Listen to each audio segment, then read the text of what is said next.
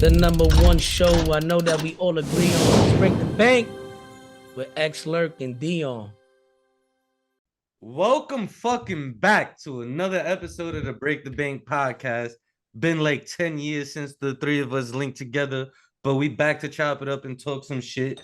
Deion, I'm assuming you in a good mood since your team made it to the conference championship again. Only thing good going for you right now in the sports world, better than what I got going on, but we almost at the Super Bowl, fellas. I know one of the last few times we recorded, we made some Super Bowl predictions. Deion, you had the audacity to say that you thought the Seahawks were gonna do something. Did they even make the playoffs? No. Lamar though. Lamar looking real good. Lamar looking like he might get his first ring. Is Mahomes gonna stop him? Yeah, they losing on Sunday by a lot, bro. The Chiefs are nice. Yeah, by a lot. Did you feel the same way about the Packers this weekend? No, I think I said the Packers will keep it close. I thought the Packers were gonna win before the game started. I mean, they almost won. Yeah, I mean they should have won, Brock, bro. Your boy Brock not looking too great. Yeah, he looks all right. He looks all right. He's just not. All that MVP talk during the season was pissing me off because he was throwing 5-yard passes and screen passes, and the skill players were turning. Nah, see that shit's not totally. Yes. Well, of course, he threw a few passes downfield, but for the most part, it was short passes and big runs. Nah, bro. Like I want to say he's like top 10 or maybe even top 5 in the league in air yardage or whatever they call it, like yards per attempt. I don't believe that in the air. I need numbers because I don't believe that. Bro, he throws it deep, bro. Like it's not like he's not fucking Brett Favre, but he makes his money from 10 to 15 yards. From like -3 to like 10 yards.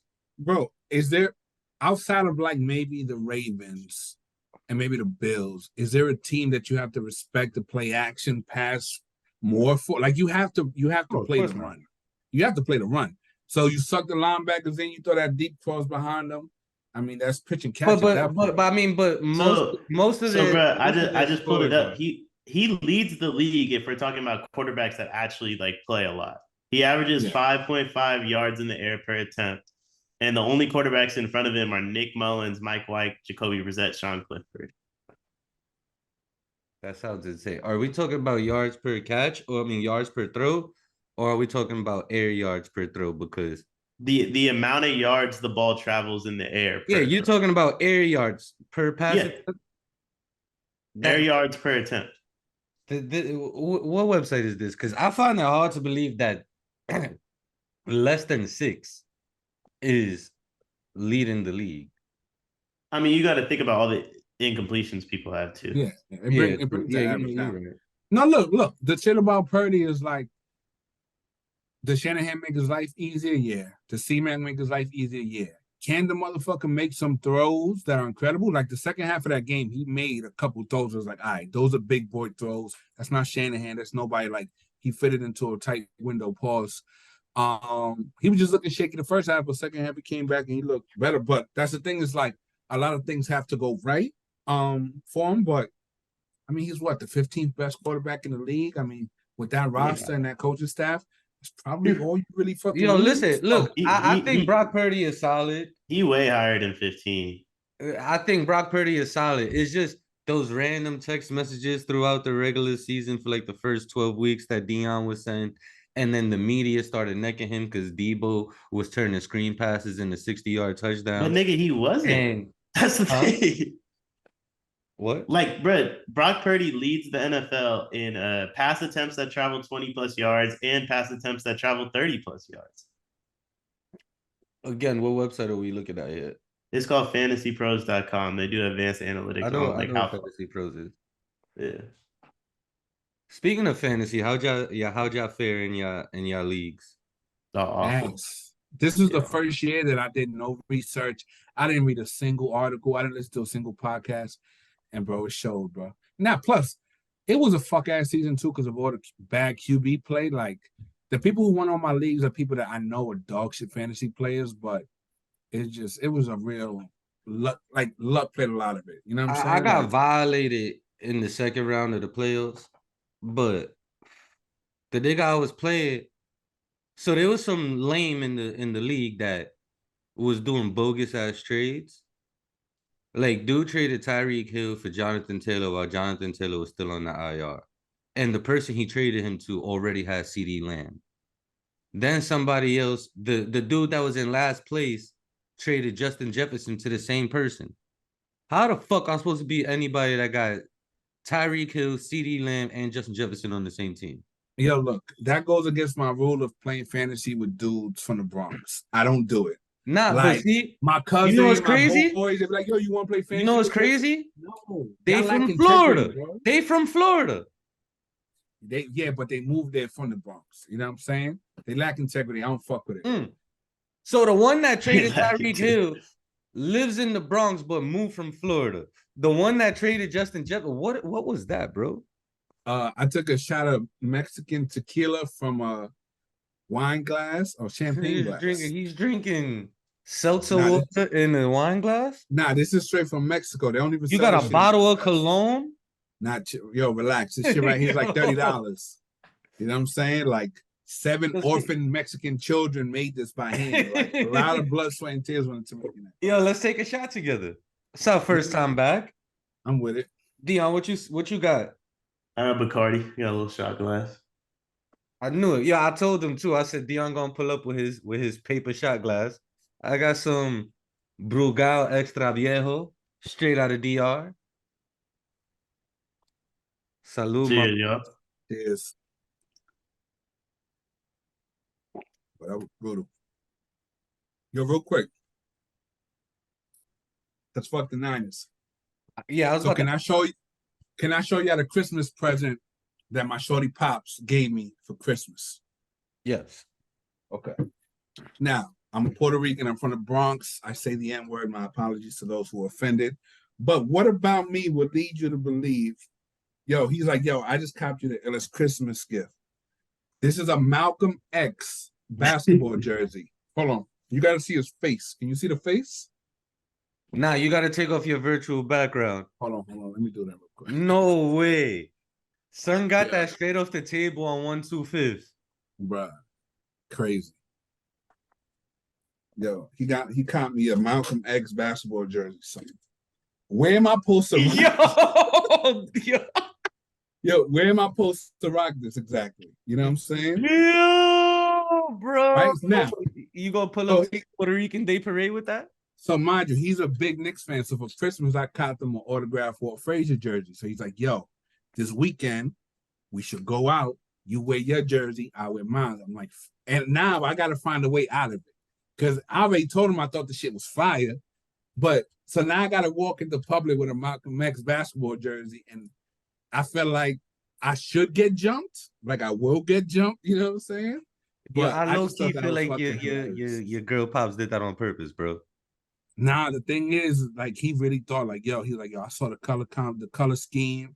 He's like, you from New York, so I know you fuck with him. He's like, I just had to cop it for you. I was like, Nah, he really got that off the table on 1/2/5. Yeah, it's just crazy. But yeah, I just had to show y'all because I tell people like, I got a Malcolm X jersey for Christmas and they don't believe me. I'm like, nah, I gotta show proof. They're like, this man, and he bought the right sizes and everything. Like you can tell he actually like, what size he wear? You know what I'm saying? Like he really put thought and effort into it. But nah, that shit is hilarious. He went on Twitter and found your picture. You were in the Luka jersey, bro. He really. I'm like, I don't know where I'm supposed to wear that. Yo, we gotta find a way to make it a punishment for you to post a picture wearing that online. Like, I gotta walk through downtown Atlanta wearing that shit, bro. Like, wear that shit to a Hawks game with a Pooh Shiesty mask on. Oh yeah, you're ready. Yeah, with the Pooh Shiesty. So hey, we go to you first. You don't think the Lions got a chance to beat the 49ers next week? Oh yeah, I think they do. I think the Lions low-key was built to try to stop the 49ers with the way they attack the run. I'm not saying it's gonna work, but I feel like their whole roster build is to try to get past the 49ers. The thing about the Niners is once they get a lead on you and they force you into passing situations, like you in trouble. But that's what the Lions is built to do. Like they air that bitch out for better or for worse. You know what I'm saying? They're gonna air it out.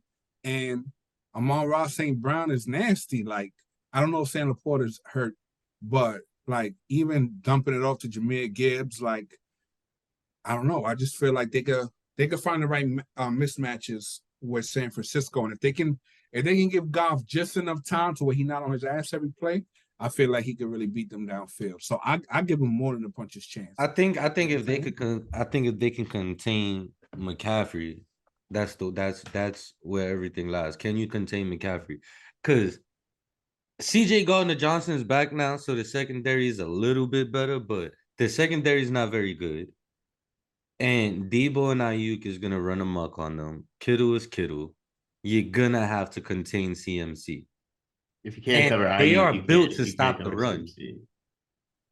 You can't cover Ayuk, you can't cover CMC. That's the problem. Here's the thing. Look, the Niners are going to score, right? I don't think anybody thinks the Lions are going to shut the Niners down. The question is, can you put the Niners in the situation where Brock Purdy has to pass the ball in the second half? Where he has to pass the ball. It's going to be similar. It's going to be similar to the Green Bay game. It's just going to be like the way that they have to play against them. You have to get a lead early. Last week was the first time all season that the 49ers came back from the second half deficit and won a game. You know, I just saw a stat earlier. They said that the 49ers this year was the first playoff team in 13 years to make the playoffs without ever coming back from a second half deficit. Yeah, but that's not like a bad thing though. No, it isn't, because that means you play from that means you got the lead a lot. Yeah, but that also means that y'all were not able to overcome adversity in any of your losses.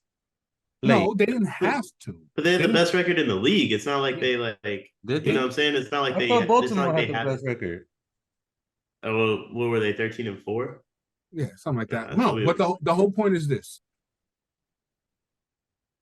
A lot of times teams are down to the Niners, right? And they can't afford to just play like a cloud coverage and give them the underneath and make them have to manufacture long drives, because they'll just bleed you to death doing that shit, right? And the last thing you want to do against the Niners is blitz them, because if you blitz them, they're going to find the hot route, the open man. All it takes is a dink and dunk and it's over.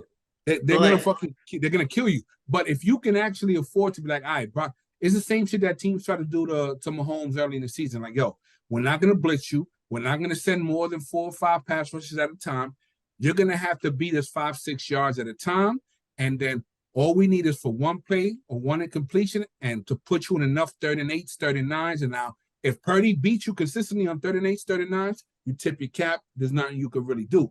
But the best way to beat them is be like, all right, you're going to have to show me on 3rd and longs consistently enough that you could do this, because we're not gonna fucking overcommit to the run and give you easy passes down the field because you're just gonna kill us. Like, nah, go ahead and take the underneath route and have the discipline to take the check down over and over and over again. And we're gonna try and keep up with you, and hopefully in the fourth quarter it's a 1 possession game, and then it's like, yo, we think our quarterback is better than your quarterback, and then hopefully you got enough. The whole offense comes down to if you can guard Ayuk one-on-one or not, which the Lions can't do. Like, that's what the Packers were able to do, is if you can guard him one-on-one for the most part, then that leaves you extra linebackers to hit the check down or the Kittle routes, or you're able to bracket other people. Granted, the main reason they were able to guard him the manner they did is because Debo wasn't out there. So is Debo going to play? Because he don't have a fracture, but he'll play. And would he play a regular season game with it? Probably not. But is he going to be 100%? Definitely not. But he'll play. But do you think he'll finish? Because if there's anybody that who gets hit like a running back, is Debo. Debo takes running back type hits with a fucked up shoulder. I don't know. You got to, is he going to last the whole game? It's going to be interesting for sure. I think he'll be all right though. But it just comes down to what you can do with Ayuk. And the reality of the situation is like Purdy don't want to check it down. That's the thing about Purdy.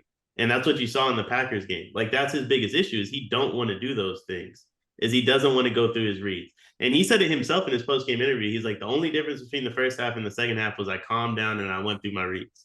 And that's what you have to do, is you have to take him out of that mentally to where he's just slinging the ball around, because I mean, you watch Iowa State, Brock Purdy, like I've said it before on this show, like he had a turnover issue because he's a gunslinger at heart. And So I if think you the can, Lions can play into that because of their pass rush. Their ability to stop the run and their pass rush. Like they get in the backfield a lot. I think They the do, aspect, but they're not if they know that the pass is coming, yes, right. But even then, Aaron Glenn is But real they're aggressive great when it at comes to stopping the scheming run. blitzes. So you don't want him to know that you have to pass. That's why if it's 3rd and 3, 3rd and 4, and fucking Shanahan can open up the whole playbook, I think the Lions are cooked. Their only bet is stop the run on 1st and 2nd down and force Purdy to do some shit. I think that's the case for everybody. I still believe the 49ers are a favorite and like 80%. And I like 80% expect them to win this game by a touchdown, maybe 10 points. But there's still part of me that believes, like, not all of me believes the Lions have a chance. Not saying that they will win, but the Lions match up well versus the 49ers. The 49ers are just a superior team with a superior coaching staff. I think the aspect of this, like no one's talking about, is Jared Goff is awful on the road. He's awful on the road. When you take him out of that dome, he doesn't have the arm strength to make some of the throws that he makes within a dome. And that completely takes that offense out of what they want to do. When you factor in that with the Niners just had their first 100-yard rusher in over 50 games on Saturday, like Gibbs probably isn't going to get going. Montgomery probably isn't going to get going. The ball's going to be in Jared Goff's hands. And he can't, like on the road, outside of a dome, he's bad. When they went on that losing streak, he's bad. I like Fred Warner, but if they can scheme ways to get Gibbs one-on-one against your linebackers, I don't think any of your linebackers will keep up with Gibbs. So I would expect him to get nobody can though. Like there's a lot of things that work in both these teams' favor. But you can't scheme one-on-one with Gibbs because, like, I mean this with all I fuck with Amon-Ra. With all due respect, Charvarius Ward's going to be on an island with him the whole game, and he's not going to have a fear about it. Like Amon-Ra will probably get his, but it's going to be tough. That's one of the 3 to 5 best corners in the league. Like when you think secondary to secondary, our secondary is head and shoulders better. What we can do to Amon-Ra, they have nobody that can do that to Ayuk. Yeah, I mean, look, you guys are favorites. I don't think that you don't think CJ could wait. You don't think CJ could hold it down? CJ Gardner, a safety? He's a corner, bro. He's a safety, and he hasn't played all year. He's a third safety. He played all year, bro. He could line up everywhere. He's a journeyman. He's on a 1-year deal for the 5th time in a row. I mean, they probably stick him. Honestly, they probably run a 3 safety set, and they probably stick him on Kittle and pray that he could hold up. You know what I'm saying? Because they're gonna have the shadow coverage over Ayuk, and then Tebow, they're probably gonna be like, "Yo, you're gonna have to show me." You know what I'm saying? Because you got to pick your poison. You know what I'm saying? You can't bracket coverage everybody. But yeah, I think it'll be an interesting game. Now, the other game, that's the one that honestly, you could tell me anything's gonna happen, and I will believe you. The fucking Ravens have looked like monsters. Like they don't just beat up on shit teams. Like anytime they play a good team, like they thrash them. You know what I'm saying? So, and they beat the Chiefs earlier this year. And I don't think you're gonna completely shut down Mahomes. But I don't see how the fuck the Chiefs are gonna stop the Ravens. Honestly, like the Ravens are good, man. You know what I'm saying? The Ravens are good. And you see, even the Bills, bro. The Bills was cooking the fucking Chiefs on the ground. I think they had like 70-something yards on the ground in the first quarter. You know what I'm saying? They was cooking them. And yeah, but they also ended with like 120 though. Yeah, but that was more so once the game script flipped and then the Chiefs had the ball, that kind of changed the Bills' mentality. Because now they're like, all right, we gotta keep up. And they just couldn't trust and run their offense. Like they always had that in the back of their mind, like, yo, we gotta score. And I don't know what the fuck happened to Gibbs, but even if 1 or 2 plays goes the Bills' way, if Diggs doesn't drop that ball that was placed perfectly in his fucking chest, you know what I'm saying? If Tyler Bass hits that field goal, I think we talk about it in retrospect because the Chiefs ended up winning. But I'm not going to sit here and act like the Chiefs weren't in trouble because they most definitely were. I think I think the Chiefs won that game more handily than it looked. I mean, that Mecole Hardman fumble was like much worse than anything that happened to the Bills. Like that was ball game. They're gonna be up 11 with like 8 minutes left. But why'd they have that? Because of the fucking bullshit fake punt. You know what I'm saying? Yeah, but like that's part of the game though. Like that's a bad play call. You know what I mean? But that's not like the Diggs thing. You do that 10 times, Diggs catches it 9. Tyler Bass, you do that 10 times, Tyler Bass catches it 9. You give that to Mecole Hardman 10 times, he fumbles it probably 9. That was also a bad play call. Yeah. But like if you tell me the Chiefs are first and goal on the 1, they score 9 out of 10 times, right? That's the 10th time. And that fake punt, Sean McDermott's a special teams guy. I think he calls that more often than not. I think it doesn't work more often than not because the Chiefs were ready for it. Like the Chiefs also had a good play call. Yeah. It was stupid. You got to punt that ball, but like that's what Mahomes does to you, bro. Like that's also the Mahomes factor. Like any other and it was and the wind was also crazy in that game. It was crazy. The wind was outrageous that game. Look, even on that kick that the kicker missed, granted, he clearly, as a kicker, he should have aimed more to the left. But as soon as that shit went up in the air, it was going towards the crossbars. And as soon as that shit hit its apex, that shit flew to the right.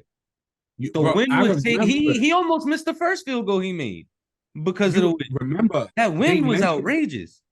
They mentioned it before the game started that part of, that they would have deferred so that they could choose which side of the field to kick in at the end of the game in the fourth quarter, and it ended up biting them in the ass. They did that because that's how the Niners won. That's how the Niners won. Like if you look at that Niners-Packers game, going into the win, both Jordan Love and Brock Purdy were ass. With the wind at their back, they were both really fucking good. And Anders Carlson missed that field goal going into the win too. So like both games were crazy. And the Giants did the same thing with Coughlin back in the days when they played the Packers in the playoffs. So real quick, because I don't know, football fandom online on Twitter especially, it irks me. Everybody was outraged at the Bucks for going for 2 down 8. And I'm like, everybody's, oh, that's a stupid call. That's a stupid call. In my mind, that is the correct call. Because in my mind, it's like, would you rather a 95% chance at $1,000 or a 70% chance at $100,000, right? And I think the Tampa Bay defense was already depleted because of injury.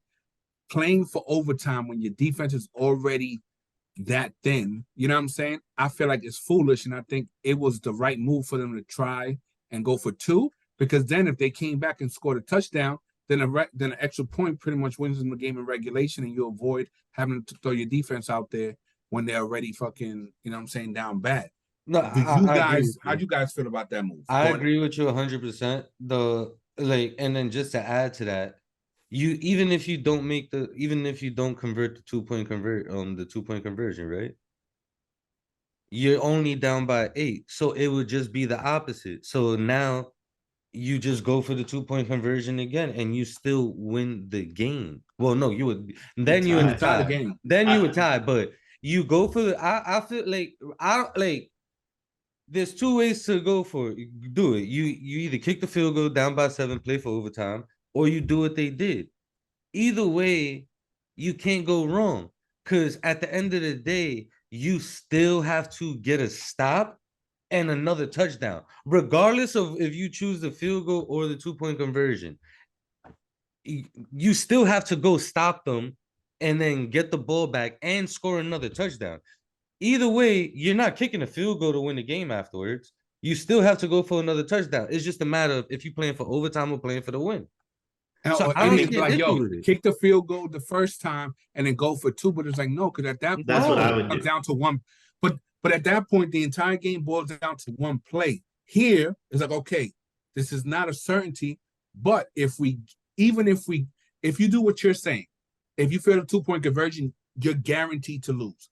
Doing it this way, even if you miss a 2-point conversion on the first touchdown, you're not losing the game, because then you still give yourself the opportunity to at least go for overtime after the second touchdown.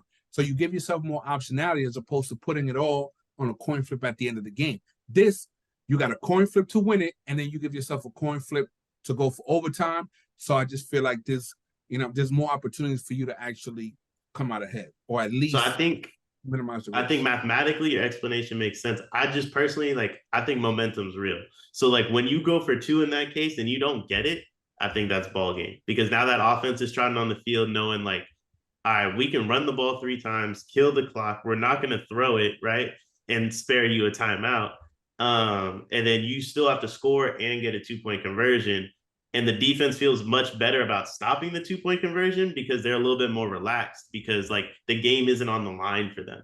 In no way, shape, or form did what the Bucs do put the game on the line for the Lions. I think if you score a touchdown, kick the extra point, somehow get a stop, score a touchdown, I've always said it, pause, like assholes get tight, and that changes the way dudes play. And I think it's more likely you But get now the if they 2-point conversion the second time. if they converted that 2-point conversion, the same thing happens, is what you just said though. No, because now they only, but now assholes definitely getting tight in that scenario because on defense, but you have to get the ball back first. Now, either way, even if you kick the field goal, you still have to get the ball back and stop. Hold on, but flip that. Let's say that the Bucs, which why you would do that, and then go for 2 and throw a fade when the fade is one of the lowest probable plays that you could call in that situation. I think it was asinine. But let's say that the Bucs do convert that 2-point conversion, and now they're only down 6. Now you don't want to talk about tight assholes. Pause. That's what I'm saying. Now the Lions are taking the field knowing, like, yo, if we don't get a first down, all they need is a touchdown and an extra point to beat us. And now that puts all the pressure back on the Lions. And I think that what I was just saying. But I think you're always, when you're up, you're always going to feel good, right? And like, so until they get that, like that Lions offense is going to feel good the whole time. It changes the script. Like if they were to get the 2-point conversion, I think the Lions are more likely to throw the ball, which they ended up doing anyway. Don't get me wrong, but like, yeah, but it changes the script. But like, I think they're confident either way. But you just said if you kick the field goal, assholes get tight. No, I'm saying you kick the field goal, get a stop, score a touchdown, then assholes get tight. Yeah, either way, but that's what I'm saying. Like that's why I was cool with the decision. Like if I'm a Bucs fan or a Bucs player, like I'm cool with that decision, because either way, regardless of kicking the extra point or going for the 2-point conversion, you still have to go down there and score another touchdown. You're not winning this with a field goal. Either way, you have to score a touchdown. Look, I think it's debatable. I just think that it was foolish for other people to say that the Bucs were complete fucking idiots for doing what they did. I think there's logic for both sides of it, but to just be like fucking armchair quarterback and say, yo, that was the worst decision ever. Like, no, actually, like, there's a very sound argument for why. I can understand if you disagree with it, but to say that it was like a stupid decision, I just disagree with that. Like to Deion's point about the momentum, it makes perfect sense. Like that is more of a reason to kick the field goal, because you don't get the 2-point conversion. That just like knocks the air out of your team. All the momentum you just gained from this touchdown is taken away. But at the same time, who knows if that field goal don't get blocked? No, I mean, yeah, we've seen it. Like we've seen it happen time and time again. But let's move back. Let's move back on to. I just think like when you do it you guys' way, it's 50-50 chance. If you get it, everything you want to have happen like matters, right? Like I get where you're coming from. You're a touchdown away from winning. But and if you don't, pressure on you after you stop if you kick the field goal. So if you don't get it, like you're basically ensuring that you lost. Like you're sending that offense on there with the utmost confidence. You're sending their defense on there. So like, I just think like, if you kick the extra point, it keeps them on edge and it keeps your team in the game a little bit more mentally. But like, if I were them, I would have went for 2 anyway at some point. And if your play is the play that they called, you were not going to get it no matter when you went for 2. So it doesn't really matter. So Chiefs Ravens. Who you got, Deion, for the Chiefs Ravens? I think the Chiefs win it all. Like forget tomorrow. Like I think they win the whole thing. How about you, X? I'm gonna bet on the best quarterback I've seen with my own 2 eyes. So I'm gonna they're underdogs, but I do think that the Chiefs find a way to make it happen. Because if it's the end of game, and if you got to go 75 yards, for a TD, would much rather have Mahomes trying to do that than for Lamar Jackson to have to do that at the end of the game. I'm with you on that 100%. Like, my mind says Mahomes, but my heart says Lamar. And I'm not even a Ravens fan. It just feels like this is his year. But can't you see it? Like, you pick the Ravens, and then it's fucking end of the first quarter, Chiefs is up like 17-10. Yes. You feel like a complete dickhead for betting against Mahomes. I don't want to feel that way. So I'm just that's what I'm saying. Mahomes. Like, my mind says the Chiefs. Like, Mahomes is the most talented quarterback to ever grace the gridiron at any level. And the Chiefs are the proven team. Granted, it's not the same targets that he's used to throwing to. But I fuck with Rashee Rice, bro. Do we think it's worse weapons than last year? Like, for real? I think yes, because Juju is more reliable last year than anything other than Kelce has been this year for him. I think Kelce's far worse this year than last year, but I think Rashee Rice is better than Juju. Yeah, but he hasn't been as reliable. He's grown as the season has gone on. But he is now. That's why I said I fuck with Rice. But Rice is good, but he's not a cheat code. So the drop off in Kelce from last year to this year is more significant than whatever the upgrade is for Rice over. And then Juju is maybe Rice is better than Juju now, right? At this stage of the game, but he wasn't as reliable all season. But that don't matter now. He really had to grow into that. And that don't matter now. Tony's inconsistent. But Tony don't even count, bro. Tony was there last year though. He was inactive this year or last week anyway. Yeah, he was hurt. Like Justin Watson, like look at the I'm gonna just name the people that actually got at least one target from him last week. He was on the team last year too, wasn't he? Nah, isn't Watson a rookie? Watson not a rookie. I think he was on the team last year. No, the rookie is Sky he was on the team last year. Bro, I literally think the only Sky's person... the second year. Sky was a rookie last year, wasn't he? Sky was a rookie last year too. I think the only person, I think it's just Rashee Rice for Juju. That's the only difference in the weapons, bro. Yeah. Oh, yes. Yeah, Skyling was there last year too. Yeah, maybe did they have they didn't have Josh Gordon last year. And then Sky didn't even play last week. But I'm telling you, like, they figured it out. So, like, I think this is what happened with the Chiefs. This is why I think they're going to win it all. Like, to me, they remind me of, like the mid-2010 Cavs and Warriors, where, like, the Cavs were running, like, an 11-man rotation, and then the playoffs started, and Kyrie and Bron played 45 minutes. Like, that's what that receiver group feels like to me. Like, they were throwing passes to Kadarius Toney all year. They were throwing to Sky Moore all year. Those dudes didn't even get a jersey on Sunday. Bro, my whole thing is, look, it don't matter how trash a wide receiver is. Even the best corners can't cover for fucking 10 seconds. And there's nobody better at fucking innovating and drawing out plays and making shit happen than Mahomes. So even if your great cornerback is covering the shit out of an average receiver, they can't cover him for eternity, and then Mahomes is going to find them. So it don't matter. I think Lamar's going to the Super Bowl. I'm taking Chiefs, and God, I really want to bet against the Niners, mostly because Bosa is racist.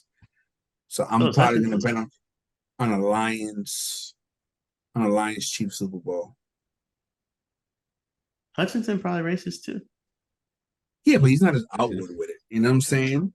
That's worse. He looked like a Proud Boy. That's worse. Let me not say that though. That's fucked up.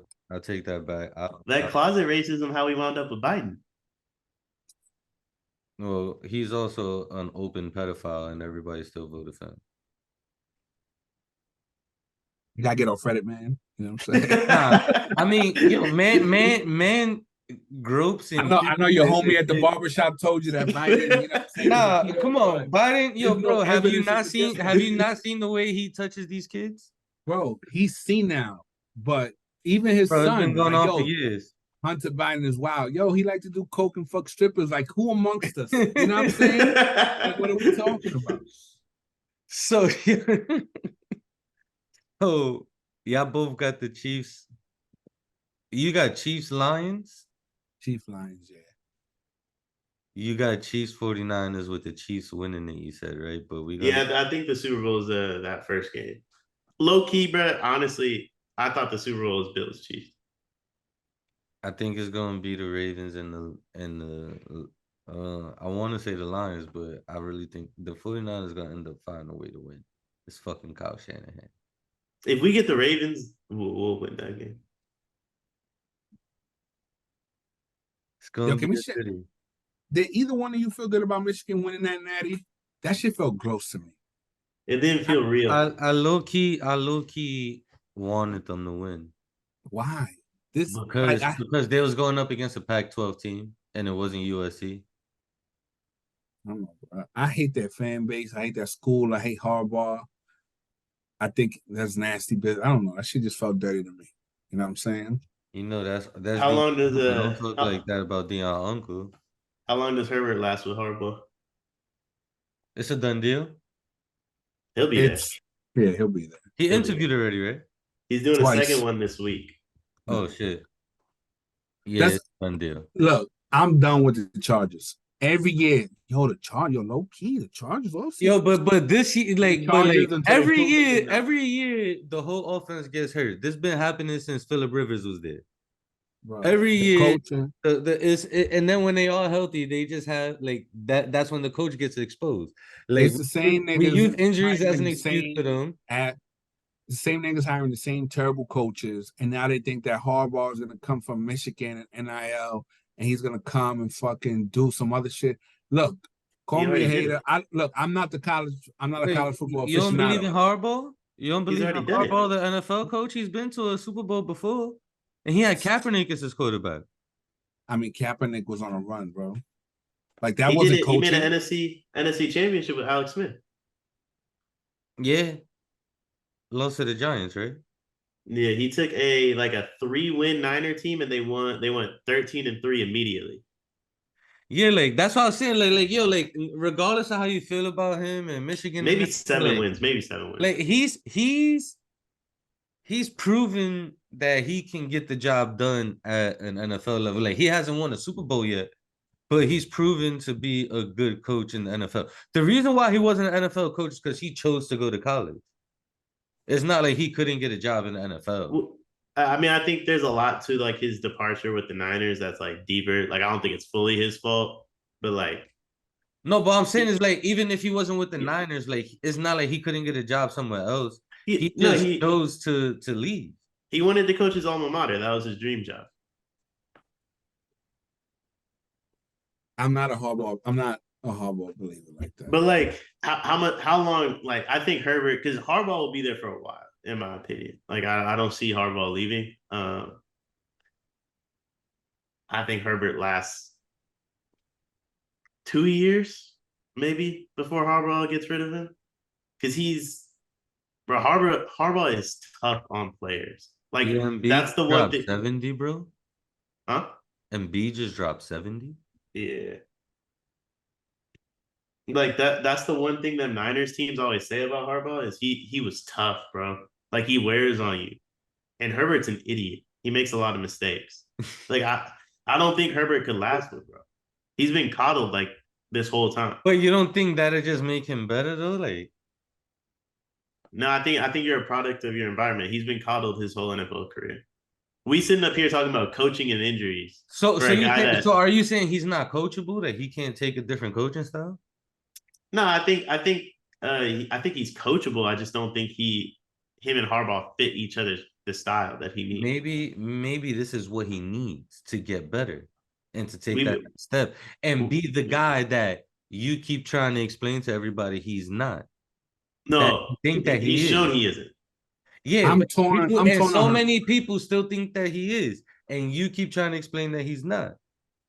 I don't think there's a way. I don't think there's a definitive way for you to say what he is or what he isn't. I think he might have had bottom 3 coaching his entire fucking career, right? Like we know that. Like Brandon Staley was a fucking idiot, and he was a defensive coach, and the defense I'll take him on the Giants. got worse. Who was the coach before Brandon Staley? also an idiot, right?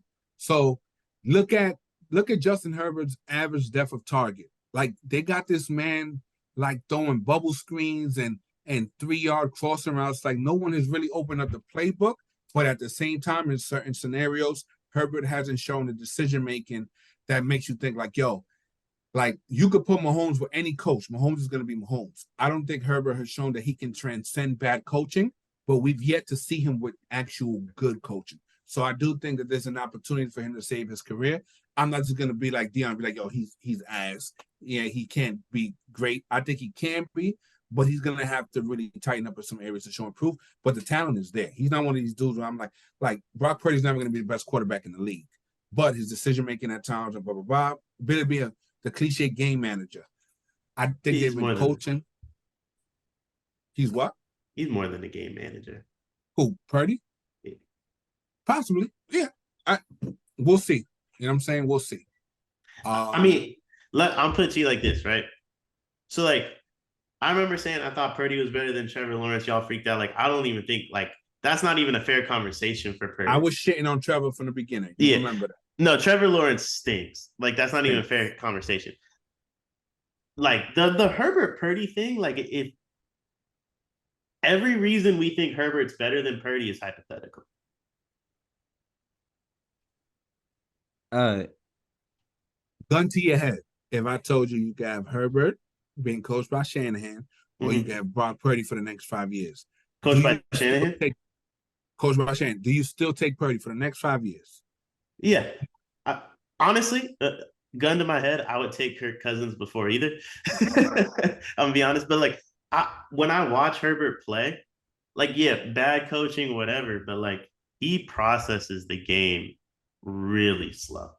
Like as a play is developing, he doesn't see it. And I'm sorry, like you can't play under Shanahan if your brain is working as slow as Herbert works. It just is what it is. Like that's the product of like that's why Trey Lance didn't survive. It's not that he doesn't have like the physical tools. Like there's not a throw Purdy makes that Trey Lance can't make. But Trey Lance will never get through he'll never get through his reads to make that throw. Where did he get traded again? He's in Dallas. Like if you can't get through your reads, you can't play for Shanahan. I don't think Herbert can get through his reads. Yeah, but if there's a coach that's gonna make getting from one read to the next fucking easy, it's fucking Shanahan. Because most times you don't even need to get past your second read. Is it though? Because like think about the quarterbacks he's had throughout his like coaching career. Like I only know of Shanahan from Washington, so like I know ain't nobody gonna listen to our podcast. But if he was an offensive coordinator somewhere before Washington, and I don't know, don't flame me in the comments. But RG3, he buried him. Like let's just say what it was, bro. RG3 couldn't get past his first read, and it didn't work. And then he got hurt.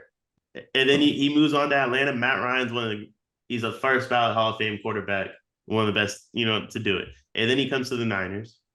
None of our quarterbacks could get through our first read, so he gets Jimmy G, who stinks, but Jimmy G can get through his first read.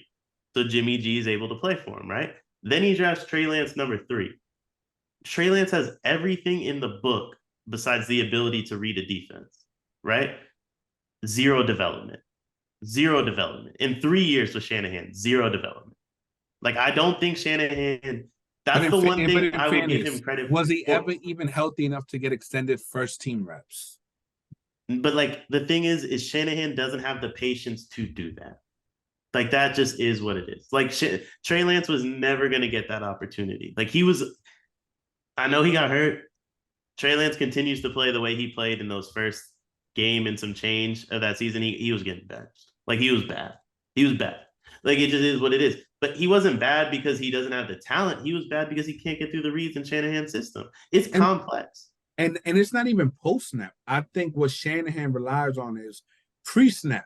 Are you able to know, like, okay, when I snap this ball, once I hit my back foot, it needs to go A, it needs to go B, it needs to go C. Right? Going from A, B, C, yes, that's a skill. But I think a lot of the work with Shanahan's office is done before you even snap the ball. And I don't think Lance had any fucking chance of doing that.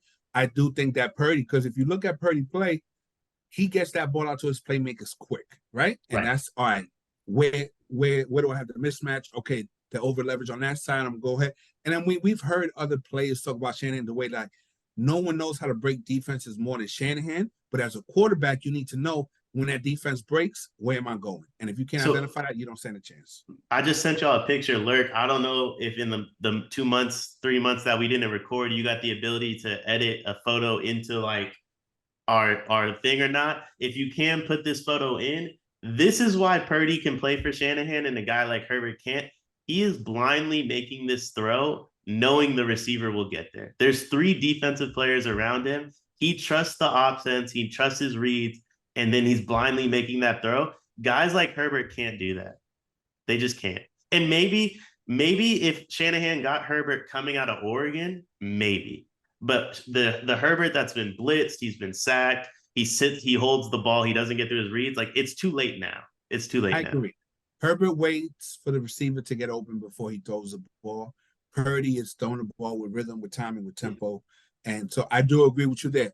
But I feel like, again, if you gave Shanahan somebody with the tools of fucking Herbert, I think that Herbert could be a top 5 QB in this league very easy. I think he has a high upside to Dak, high upside than anybody really besides Mahomes and probably Josh Allen. You know what I'm saying? But again, that's a lot of that is me projecting. That's but like me. I think it's too late for that though. And moreover, I might be overrating Trey Lance. I think coming out of college, like that is what Trey Lance was. All the natural ability. But that's different. He played 1 year of college ball at fucking North Dakota, right? It's just different.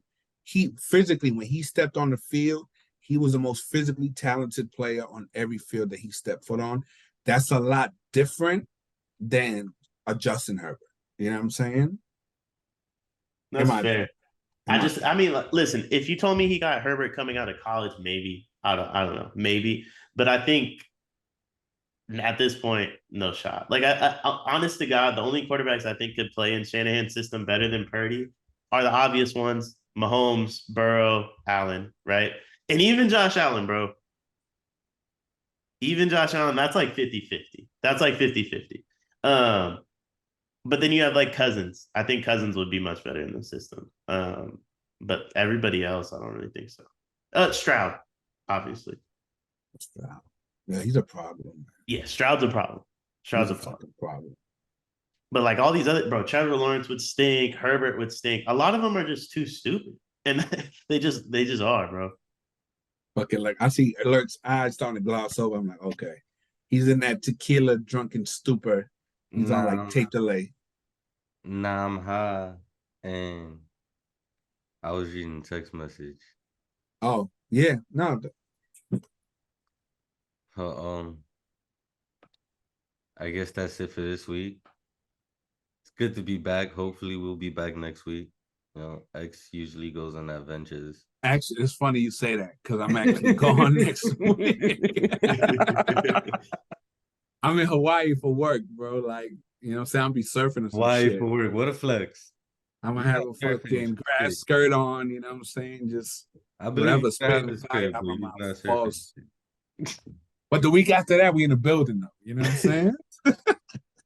No way. All right, dude. I guess we're recording without this nigga next week. It's good. Yo, but good to be back. So I got 49ers, Deion got 49ers, you got the Lions. Got the Lions. I got the Ravens, y'all both got the Chiefs. We'll see what's happening next week, and we make some Super Bowl predictions, talk basketball, and a couple other things.